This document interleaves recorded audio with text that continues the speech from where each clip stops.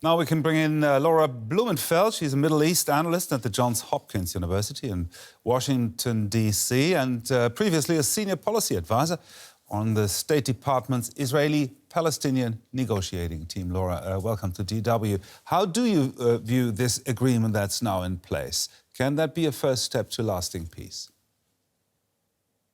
Well, watching those images of these three young women emerging from the smothering darkness of Hamas captivity into their mother's arms, I can't help but think of rebirth. And I am wondering whether this can be a symbol of what we're, can look forward to for the region.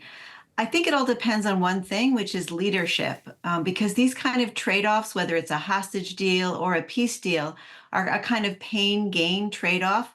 And look, it's painful. The Israeli leadership is talking about, how painful it is, and so are the Israeli people, because they understand that by saving lives today, they're risking lives tomorrow by freeing these Palestinian prisoners, some of whom have blood on their hands or convicted murderers. The same can be said on the Palestinian side. It's a pain-gain trade-off, and will they have the leadership that will take them down a peaceful path? Trump here in the United States is clearly a change in mode, and we're all hopeful, fingers crossed, that his way will provide the necessary kind of hard, principled leadership that will bring us more success than Biden. President Biden today, when he gave his final statement, there is a kind of, wistfulness to it. He was listing like a ship. He was defensive about his support for Israel. And he had trouble actually even saying who they were handing the hostages off from, whether it was Hamas or Hezbollah. He just called them the people who held them. Biden delivered a kind of loyalty to Netanyahu, and Trump is going to demand it. And what we're hoping is that kind of demand for loyalty will be the necessary push to move things forward. Now, at this stage of the war, how far is Israel in its goal of destroying Hamas entirely? It's a great question. That was one of the war goals, right? Netanyahu said that we had these twin aims. One is to destroy Hamas, and the second is to free the hostages. Now, a lot of people said those two goals were incompatible. What does it mean to destroy Hamas? A lot of people have said, how can you destroy an idea? What I would say is it's not about the number of combatants that you can kill. Obviously, they've killed many thousands of Hamas combatants. It's how much support Hamas will receive. The United States, the incoming U.S. government has said that Hamas will not rule in Gaza. That said, if the Palestinian population still supports not only Hamas leaders, but their agenda, which is not a two-state solution, but the eradication of the Jewish state completely, it's not about 1967 for them, it's about 1948, no Jewish state, then it's going to be pretty hard.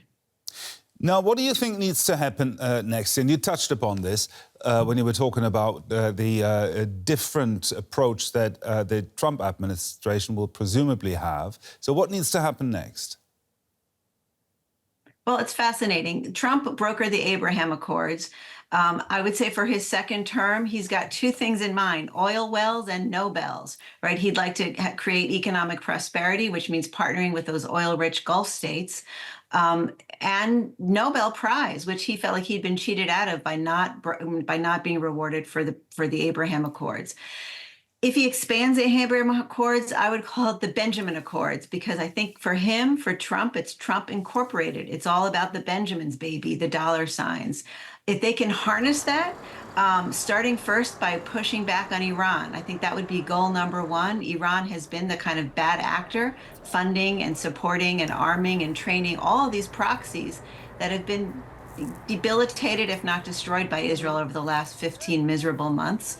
But I think Trump's agenda, number one in the Middle East, will figuring out, pushing Iran to decide between a bomb, which they want, or bankruptcy, which they don't want. So he'll try to negotiate a deal with Iran. If he doesn't get his way diplomatically, then perhaps Israel will get their way militarily, which they've been hoping to do for a long time, which is to strike Iran at the heart of its nuclear facilities. Now, how will the resignation of the hardline National Security Minister Ben-Gvir weaken Netanyahu's cabinet? Will this affect what happens in the next phases of this agreement? Well, domestic politics are always more important than we give it credit for. When I worked on the Israeli-Palestinian negotiating team under President Obama, it's what undid us, and the talks collapsed actually because of this kind of domestic political pressure. Here, I'm not so sure, because I think that enough opposition members of the other Israeli partners, potential partners, to team up with Netanyahu can keep that government standing. The stakes are simply too high for this kind of petty partisan politics to undermine the goal. So if Netanyahu wants to stand by the ceasefire, he has every ability to do so, because the Israeli partners are willing to kind of jump in and say, we might disagree with you on every single issue, but the ceasefire and peace is too important. Let's bring the hostages home. But Netanyahu yesterday felt compelled to say that this is a temporary ceasefire and sort of kept the door open to continue the war. Why do you think he said that yesterday at a stage where everything was still very much up in the air? Well, I think he wanted to make it public to the world, not only for his domestic constituents, but also to the outgoing and incoming American leadership. There's very little trust right now between any of the parties, including to a certain degree between America and Israel. This has been the most tense period of relations between Israel and America in recent memory, at least according to Lindsey Graham, the Republican senator who told me that just last week. So what Netanyahu is saying is he has it in writing, or as the Italians say, la carta canta, the paper sings. He actually produced a transcript of a recent conversation with him and President Trump, incoming President Trump, with verbal assurances that if their security needs are not met, if Israel's security needs are not met, they can resume war. And the second piece of paper, which he produced, was an official U.S. guarantee that Israel's security needs are going to be primary and not take a secondary seat to any other negotiations. Because at the end of the day, Netanyahu, his reputation that's been built, his nickname is Mr. Security, and he's been trying ever since October 7th to reestablish that. Thank you very much. Laura Blumenfeld there. Thank you. Thank you. Hamish Young is Senior Coordinator for UNICEF, that's the United Nations Children's Fund. With thousands of Gazans returning to their homes, he said the situation they're facing is dire. Hundreds of thousands of Gazans are returning to their homes, and I'm sad to say almost all of them will be returning to intolerable levels of destruction. In many, many cases, it will be rubble. And that's tragic. However, there was a lot of cautious optimism on the streets of Gaza today because this ceasefire has been long and desperately waited for nearly 15 months now.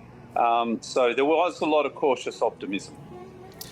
Now, hundreds of aid trucks are also set to arrive in Gaza very soon. What's currently needed most urgently?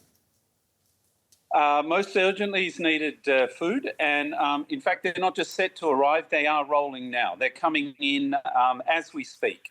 As you probably know, there was a short delay this morning with the start of the ceasefire, but we got underway at 11:15 a.m. our time in Gaza here, and the truck started rolling and all the logisticians and supplies people started working almost immediately, and trucks have been rolling all day. UNICEF has brought in already confirmed over 35 trucks. We're aiming for 60 alone, and we're just a small part in the total number of trucks coming in. Food is most desperately needed. Medical supplies are needed. Nutrition supplies are needed for kids. Fuel is something that's desperately needed.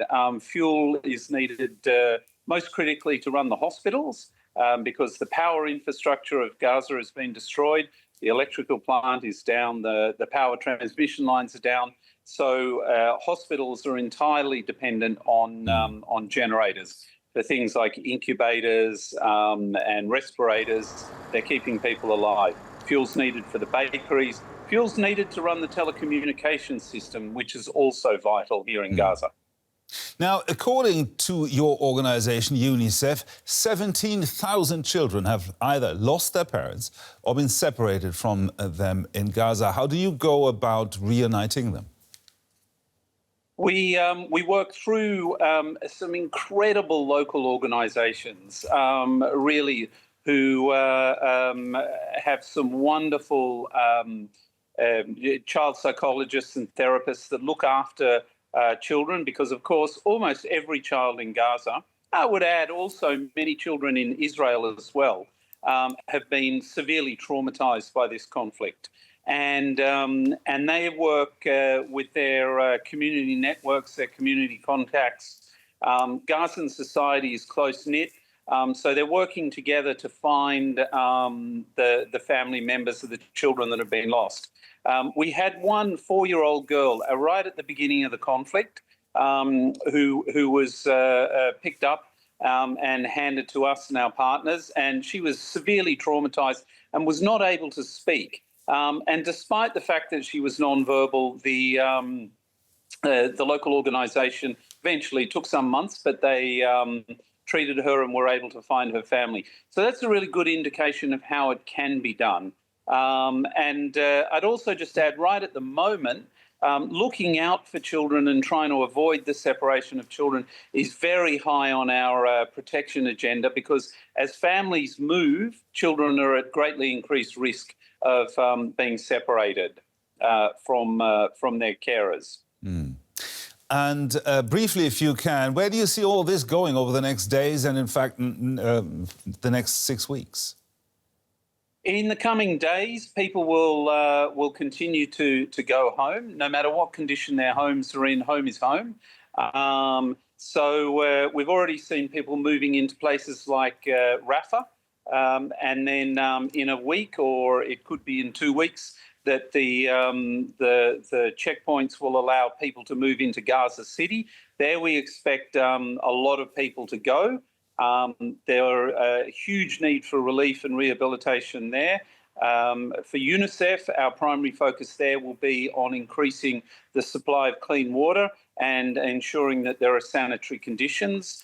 This is something that all people need, but particularly children need. I'm sure you know and have heard that the disease burden on children in Gaza has reached intolerable levels. Just to pick an example, polio returned to Gaza. That's a result of the reduction in immunisation and the atrocious sanitary conditions that children are forced to live in. People can't even remember the last time there was polio in Gaza. Colleagues in the medical staff think it was 25 years ago. But that's an indication of how badly the health situation has degenerated too. Hamish Young there, thank you very much. Thank you very much.